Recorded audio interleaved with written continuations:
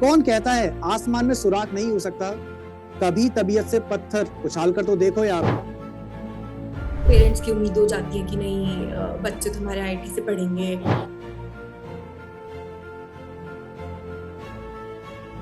एक बार इंजीनियरिंग तो करना है।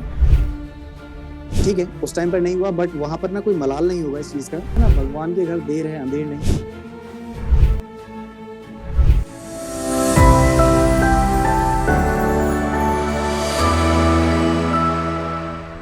कौन कहता है आसमान में सुराख नहीं हो सकता?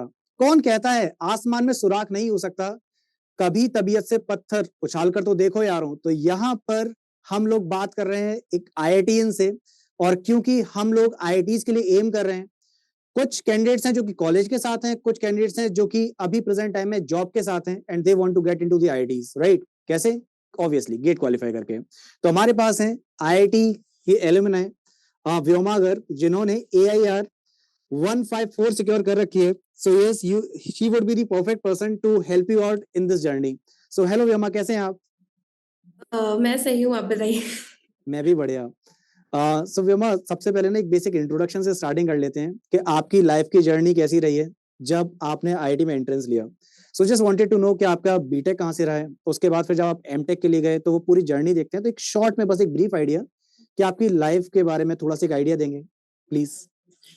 तो मेरी जर्नी स्टार्ट होती है like when I was in 9th और 10th। So I was more of like हमेशा ही अच्छे मार्क्स लेना, स्कूल के टॉपर रहना, 10 CGPA के साथ। तो पेरेंट्स की उम्मीद हो जाती है कि नहीं बच्चे तुम्हारे आईआईटी से पढ़ेंगे।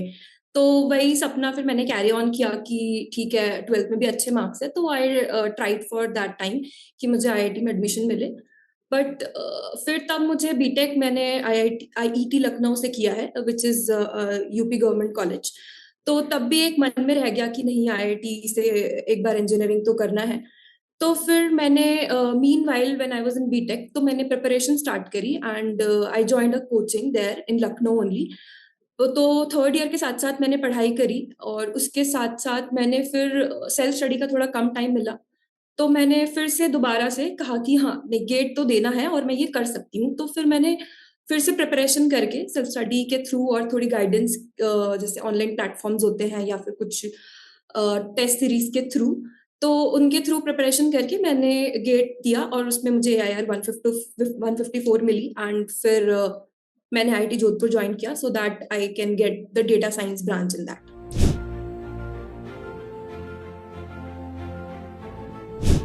सो Right, right. That's about So, my journey. yeah. So already it's late, but yes, I'll congratulate you once again for all this part. तो यहाँ पर ना इन्होंने एक टर्म यूज किया, that was IET. I don't know कितने लोगों को पता है, but let me tell you, it is one of the prestigious organizations from the UP part. जहाँ पर अगर हम लोग HBTI के बाद अगर नाम लेते हैं तो हम IET का ही नाम लेते हैं। तो yes, it was a great achievement at that time. But जैसा कि इन्होंने बोला कि वही है ना कि हम कितने भी अच्छे कॉलेज में हो, बट IIT इज IIT। और ये जो ड्रीम था वो अभी का नहीं था। तो ये ड्रीम, जैसा कि इन्होंने बताया, इनका ना 9th क्लास से ही था कि I have to enter into the IITs. और ठीक है, उस टाइम पर नहीं हुआ, बट वहां पर ना कोई मलाल नहीं होगा इस चीज का, क्योंकि कुछ लोगों का एम उसी पार्ट पर जाने के लिए होता है जहां पे हम HBTI और आईआईटी की बात करते हैं। I guess I am right, right? Right, बिल्कुल। तो हम तो लोग इंजीनियर्स हैं, तो शायद ही कोई इंजीनियर होगा जो आईआईटी में एंट्रेंस नहीं चाहता होगा। तो यहाँ पर व्योमा ने वो करके दिखाया। उस टाइम पे नहीं हुआ, इट्स ओके, लेकिन अच्छे कॉलेज में तो था ही। बट फिर भी अब आईआईटी आईआईटी वो ना बचपन से जब दिमाग में था, तो सर आईआईटी में एंट्रेंस तो लेना ही था। अब जी। सर उस टाइम पे नहीं हुआ तो बाद में हो गया, तो वही है ना, भगवान के घर देर है अंधेर नहीं, वो वाला हिसाब है। तो ठीक है, थोड़ा सा देर हुआ, बट एंट्री तो मिली। सो राइट। अब यहाँ पर ना सबसे पहले मैं यही पूछना चाहूंगा कि एम आपको अचीव हुआ, ठीक। तो अब यहाँ पर ना जो जर्नी वाला पार्ट था, so just after the college, और बल्कि मैं बोलूंगा कॉलेज के थर्ड ईयर या फोर्थ ईयर में, बीटेक की बात कर रहे हैं, तो उस टाइम पर क्या, कब ये दिमाग में आया कि मैंने जो गेट को क्वालिफाई करके मैं आईआईटी में जाने वाली हूँ? तो मुझे सेकेंड ईयर से ये ख्याल आना शुरू हो गया था कि now is the right time which I can go for. मुझे अपने कॉलेज के लीग से पता चला, मेरे क्लासमेट से पता चला कि there is a way of getting into IIT again through GATE. तो उसके लिए सही टाइम चूज करना कि इस वक्त सही है या ये सही है, तो वो तो आपके हाथ में है। मतलब that's not know one to से, बट हाँ, आप अगर अर्ली स्टार्ट कर देते तो अच्छी बात है। तो मैंने थर्ड ईयर से कोचिंग स्टार्ट कर दी थी। तो थर्ड ईयर में वही 1 साल का कोचिंग रहता है, बट स्टिल वो कॉलेज के साथ करना, मतलब कॉलेज की स्टडीज के साथ-साथ कोचिंग भी करना, तो वो थोड़ा-सा हो जाता है हेक्टिक। बट ये है कि मैंने उसी वक़्त सोच लिया था कि हाँ, मुझे ये करना है। So this was in third year, right? Right. तो अब ये थर्ड ईयर के बाद अब जस्ट वांट टू नो, ये फाइनल ईयर के साथ आपने गेट क्वालिफाई किया या फिर आप बीच में आप साथ में जॉब कर रहे थे या after the college this was the thing? तो मैंने जो फाइनल ईयर का गेट दिया था, उस वक़्त तो मैंने बस एक ट्रायल के लिए दिया था, उस वक़्त मेरी ओके। प्रिपरेशन इतनी अच्छी नहीं थी। तो मैंने फिर से ड्रॉप किया था और उस वक़्त मैंने फिर से प्रिपरेशन करके दोबारा दिया है, तो उस वक़्त मैंने कोई जॉब नहीं की थी। तो इस टाइम पे ना ये मेरा क्वेश्चन पूछने का मेन मकसद ये था कि ना आप उन कैंडिडेट्स में से हैं जिन्होंने 2 बार गेट क्वालिफाई कर रखा है, एक कॉलेज के साथ, एक कॉलेज के बाद। अब राइट। यहाँ पे जो स्टूडेंट्स हैं वो दोनों ही टाइप के हैं। एक वो हैं जो अभी कॉलेज में है, दैट इज बीटेक वाला पार्ट अभी उनका कंटिन्यूअस फॉर्म में चल रहा है। कुछ ऐसे हैं जो अभी जॉब कर रहे हैं या फिर कॉलेज के बाद की बात है। तो मैं दोनों ही फॉर्म में पूछना चाहूंगा कि पढ़ाई में कितना डिफरेंस आ जाता है गेट की तैयारी में, कि मैं कॉलेज के साथ अगर कर रही हूँ तो ऐसी तैयारी करनी चाहिए और अगर मैं कॉलेज के बाद हूँ तो हाँ मैं ऐसी तैयारी कर सकती हूँ। So just want to know. तो मुझे लगता है कि अगर मैं कॉलेज के साथ कर रही हूँ, तो थर्ड ईयर की जगह मुझे सेकंड ईयर से स्टार्ट कर देना चाहिए। तो सेकंड ईयर्स के साथ आप या फिर कुछ ऑनलाइन या फिर आप ऐसी कोई रिगरस कोचिंग ना करें, जिससे मतलब अपने कंसेप्ट्स पे ज़्यादा ध्यान दें कि आपके जो पर्टिकुलर सब्जेक्ट्स जो भी आपके आने वाले हैं एग्ज़ाम में, तो आप उसी टाइम से ही उन पे दें कि मतलब। और अब तो इतने ज़्यादा प्लेटफ़ॉर्म्स आ चुके हैं, तब हम लोग को नहीं पता था कि कहाँ-कहाँ से गाइडेंस हम ले सकते हैं, इतने ट्यूटोरियल्स अवेलेबल हैं, इतनी टेस्ट सीरीज़ हैं। जैसे one of the coaching is yours, that is Adda right 247। Right. तो there are many helping hands now. तो आप उस वक़्त भी अपना अगर अच्छे से ध्यान देते हैं, मीनव्हाइल इन द जब आप कॉलेज में होते हैं, तो आप तब भी कर सकते हैं। और अगर आपको लग रहा है कि आपकी रैंक जैसे अच्छी नहीं आ पाएगी, उस वक़्त लग रहा है कि नहीं अच्छी आई है और आपको अच्छा कोई कॉलेज नहीं मिलेगा, तो आप फिर से दोबारा कर सकते हैं, वो आपके हाथ में है कि आपको बाद में कॉलेज कॉलेज के करना पड़ रहा है, तो that is also okay. Correct. तो यहाँ पर ना जो आपने बताया so obviously it is going to be very helpful. तो जस्ट वांट टू नो कि आपकी ब्रांच कौन सी थी और अपनी ब्रांच के accordingly can you tell me कि हमें ना इन पर्टिकुलर सब्जेक्ट्स पे फोकस करना पड़ेगा या फिर ये वाला पार्ट है I can take it lightly, क्योंकि ना एग्जामिनेशन में हमको क्या पढ़ना है दैट इज इंपॉर्टेंट, बट उससे ज्यादा इंपॉर्टेंट ये भी है कि हमको क्या छोड़ना है। तो और हाँ। हम लोग इंजीनियर से तो ये चीज हम लोग अभी से नहीं, ये हम लोग ट्वेल्थ के बाद से जो हमने एंट्रेंस एग्जामिनेशन देने स्टार्ट किए हैं तब से हमें चीज क्लियर है कि क्या चीज छोड़नी है। तो सेम चीज मेरा क्वेश्चन यहाँ पर गेट वाले पार्ट के लिए भी रहेगा। तो जैसे कि मैंने गेट दिया था इंस्ट्रूमेंटेशन से, क्योंकि मेरा बीटेक था इलेक्ट्रॉनिक्स एंड इंस्ट्रूमेंटेशन में। तो हम्म। मैंने आईएन चूज़ किया था देने के लिए। और उसके लिए मेरे सब्जेक्ट्स जैसे रहते हैं कि मेजर दोनों ही टाइप के सब्जेक्ट्स आते हैं, इलेक्ट्रॉनिक्स के भी और इंस्ट्रूमेंटेशन के भी। तो जैसे कि हमारे एनालॉग होता है, एनालॉग सिस्टम्स, डिजिटल सिस्टम्स, तो ये तो रहता ही है। उसके हम्म। साथ-साथ अगर माइक्रो कंट्रोलर है तो आईएन में इतना ज़्यादा इम्पोर्टेंट नहीं है, बट आई थिंक तब तब थोड़ा-सा सिस्टम डिफरेंट था और अब थोड़ा-सा मे बी कोर्स चेंज हो गया हो, which you can check, the person can check. और अभी जैसे उस वक़्त मैंने क्या किया था कि मैंने हमारे कुछ सब्जेक्ट्स होते थे जैसे ट्रांसड्यूसर्स और क्या कहते हैं, मुझे इतना ज़्यादा याद नहीं है बहुत ज़्यादा सब्जेक्ट्स तो, कूल। हाँ बट ऑलरेडी हाँ, टाइम हो चुका है, काफी टाइम काफ़ी हो टाइम चुका हो गया है। तो ये है कि हाँ, बहुत सारे सब्जेक्ट्स ऐसे थे जो रिलेटेड टू इंस्ट्रूमेंटेशन थे, तो वो ज़्यादा रहते थे। और इलेक्ट्रॉनिक्स के कोर सब्जेक्ट्स जो एनालॉग ड सिस्टम, सिग्नल प्रोसेसिंग और डिजिटल, तो ये तो बहुत ज़्यादा ही आपको करना पड़ेगा। अपार्ट फ्रॉम दैट छोटे-छोटे टॉपिक्स होते हैं, आप जैसे कम्युनिकेशन है, माइक्रो कंट्रोलर्स है, है। आप वो छोड़ सकते हैं। तो इस तरीके से आप मूव ऑन कर दैट सकते मीन्स कि in short I will say that आप प्रीवियस ईयर क्वेश्चंस के साथ अगर जाएंगे तो you will get to know कि हाँ किस टाइप के क्वेश्चंस आ रहे हैं। और साथ में जब हम तैयारी कर रहे हैं तो test series plays a significant role, सबसे इंपॉर्टेंट पार्ट वही है। हैं। करेक्ट। और अगर आप जॉब के साथ हैं तो आई डोंट थिंक सो कि ऑफलाइन मोड के लिए उतना प्रेफर करेगा कोई, क्योंकि ना ऑब्वियसली जॉब के साथ हैं तो हमें तो पूरा राइट। टाइम जॉब के लिए देना है। हाँ एक तरह से देखें तो तैयारी हमारी पार्ट टाइम जरूर हो जाती है उसमें। तो इस वाले केस के लिए व्हाट डू यू प्रेफर कि हमें ऑफलाइन मोड पर जाना चाहिए या फिर ऑनलाइन कोचिंग में कुछ तो डिफरेंस रहता है, what do you think what would be job के बेटर? साथ आप पूछ रहे हैं? हाँ अलग with the job. Along with the job तो मैं बोलूँगी कि फिर आप सेल्फ ही देखें कि आप कुछ आप नोट्स कलेक्ट कर सकते हैं। देयर आर मेनी प्लेटफ़ॉर्म जहाँ पे जैसे एक प्रकाश डिपो करके था, तो वो उससे मैंने अपने कुछ सब्जेक्ट्स के कोचिंग के नोट्स मंगवाए थे, जो मेड ईज़ी और एएस वगैरह के रहते हैं, जो पर्टिकुलरली सिर्फ़ उन कोर सब्जेक्ट्स के ही होते हैं। या फिर कुछ अब तो बहुत सारे कोचिंग्स खुल गए हैं, तो आप उनके भी नोट्स मतलब प्रिपेयर्ड रहते हैं स्टूडेंट्स के थ्रू, तो आप वो ऑनलाइन ऑर्डर कर सकते हैं। और उनके साथ-साथ आप उनको खुद पढ़िए और टेस्ट सीरीज़ देते जाइए, पर्टिकुलरली सब्जेक्ट वाइज़ भी topic wise there are available, and lastly आप सारा पूरा टेस्ट सीरीज दे सकते हैं जो कंबाइंड रहता है फुल फ्लेजेड एग्जाम का। तो उसके बाद एनालिसिस करना बहुत ज्यादा इंपॉर्टेंट है। मतलब आपने 3 घंटे का एग्जाम दे दिया, बट 3 घंटे के बाद का जो टाइम आपका है कि पर क्वेश्चन आपने कौन से टॉपिक का करेक्ट किया, कौन से टॉपिक में आप गलती ज्यादा कर रहे हैं, जिसमें प्रैक्टिस आपको ज्यादा चाहिए। तो that analysis is very important. That means कि test series plays a significant role. तो अब यहाँ पर टेस्ट सीरीज देने का मतलब ये नहीं कि चलो ठीक है अभी फ्री टाइम है अभी दे देते हैं 2 क्वेश्चन बाद में दे देंगे, वो नहीं। जब आप एग्जामिनेशन दे रहे हैं तो just sit in a room and feel like it is a real world examination, कि आप रियलिटी में एग्जामिनेशन दे रहे हैं उस टाइम पर, और किसी भी डिस्टर्बेंस से बचे रहें। सो ओके, सो ये रहा पूरा का पूरा पार्ट जहाँ पे हम लोगों ने तैयारी करी। अब आ जाते हैं उस पार्ट पर जहां पर फाइनली हमें वो सर पार्ट मिल गया जिसके लिए हमने 9th क्लास से इंतजार किया। तो 9th क्लास से मैं इंतजार कर रहा था कौन सा, कि मैं अब आईआईटी में एंटर करूंगा। तो जब आपने वो आईआईटी की गेट पर एंट्रेंस लिया, तो जस्ट वांट टू नो कि वो कैसी फीलिंग थी, क्योंकि ये सारे स्टूडेंट सुनना चाहते हैं, प्लीज।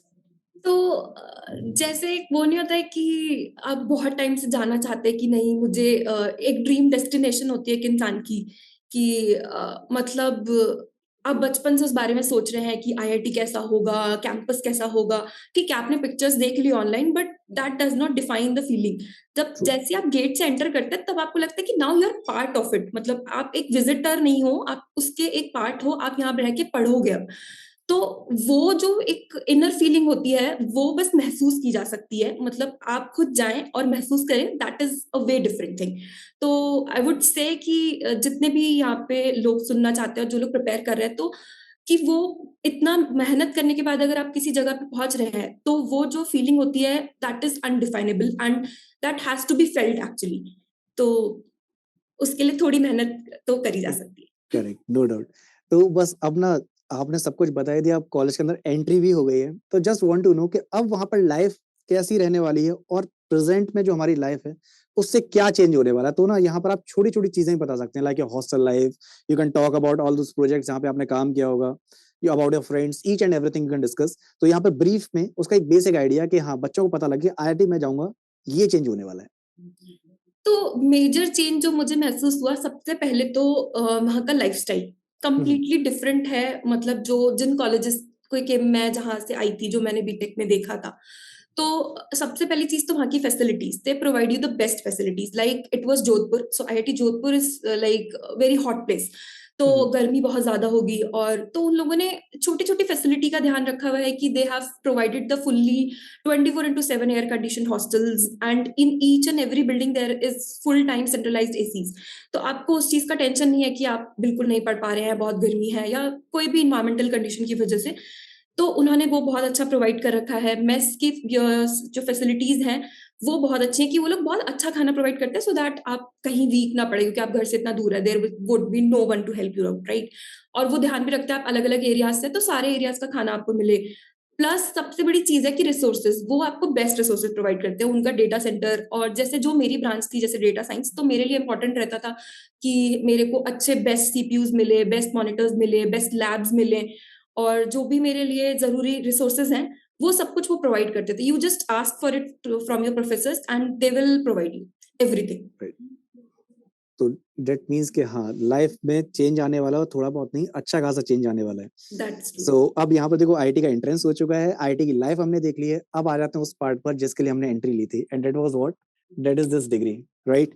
तो ये वो मोमेंट जिसका इंतजार किया होगा आपने, कब से, वो 9th क्लास में कभी सोचा था, और फाइनली वो दिन 12 नवंबर 2022 का। So just want to know about this day. So finally वो कॉन्वोकेशन वाला दिन, सो इसका कुछ एक ब्रीफ में।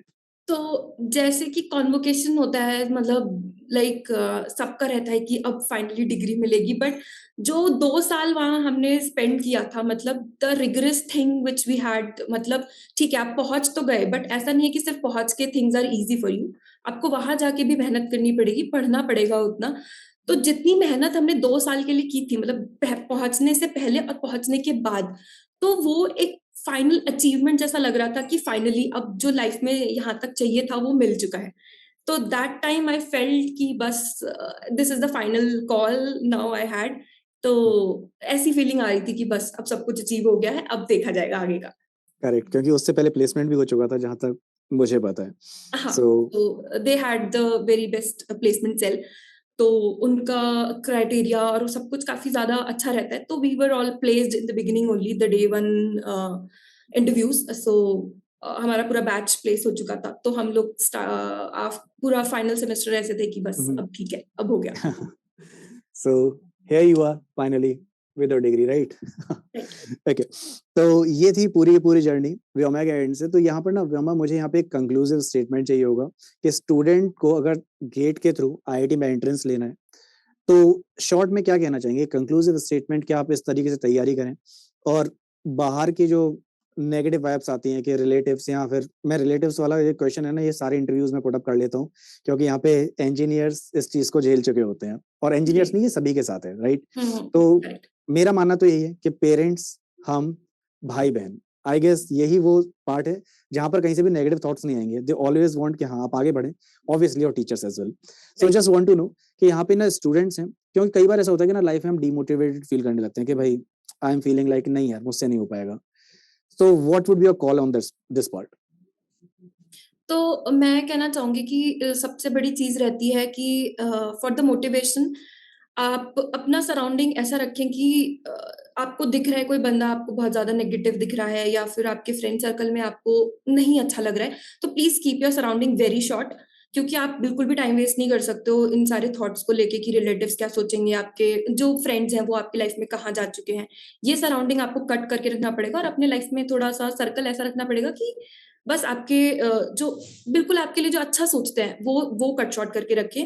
प्लस तैयारी के टाइम पे आप कंसिस्टेंसी इज वेरी इंपॉर्टेंट, मतलब कि आप ये नहीं कर सकते कि आज आपने बहुत सारा पढ़ लिया, आज आपने 3-4 टेस्ट सीरीज लगा लिया, next day you are doing nothing and you are going out. तो वो माइंडसेट आपको कंप्लीटली हमेशा सेट रखना पड़ेगा कि आप किसी चीज के लिए प्रिपेयर कर रहे हैं, और आपको कंसिस्टेंट और साथ में स्पीड, एक्यूरेसी और टाइम मैनेजमेंट जरूरी एनालाइज करते रहना पड़ेगा। कि ठीक है, हम 60 सवाल सही नहीं लगा रहे हैं, मतलब 40 लगाएं लेकिन अच्छे से लगाएं। तो आपको पता ही है कि ये चीज नेगेटिव मार्किंग भी होती है हमारे एग्जाम्स में। तो the correction part, the accuracy part is also important. तो that's what my tips are for that. Cool. So thanks a lot for your thoughts, and seriously ये सारी की सारी जो आपने चीजें बताई, ये स्टूडेंट्स के लिए बहुत हेल्प करने वाली हैं। सो thank you for being here, and yes, आपके लिए गुडीज तैयार हैं, तो गुडीज आपके पास पहुंच जाएंगी। So thank you for being here. Thank you, thanks you once again. Thank you so much. Yeah, I also like the interaction. Okay.